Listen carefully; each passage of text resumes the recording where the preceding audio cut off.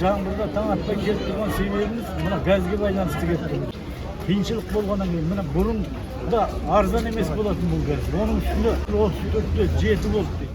Вы возмущаетесь дорого и при этом сравниваете с другой компанией, правильно? Неге әртүрлі тариф дейді? Өйткені осы Шамалған жердегі 2-3 ауыл осы Сигмаға кезінде бекітіп берген екен.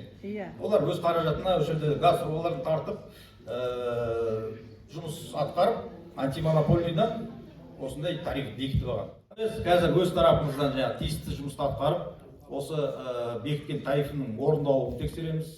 Сол тарифті бекіткен шығындарды шынында да жасады ма, жоқ қағаз жүзінде жасап, елге көзбояушылық жасап, бір өтірік табыс тауып жүр ме? Соны анықтауымыз керек. Ол үшін бір күнде емес, бұл кәдімгі уақыт керек. Егер керек болса, осы біріне қайтадан жиналайық.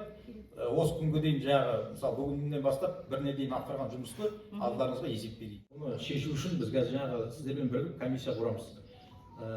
Тарифін тексереміз, басқа жұмыстарды тексереміз. Мен соңғы сөзім айтып отырмын. Осы комиссияның аясында сол мәселенің бәрін қарайықты, артынан бір шешім қабылдап, бұларға айтамыз, айналайындар, жұмыс істесең, мынандай жұмыс істейсіңдер, болмаса сен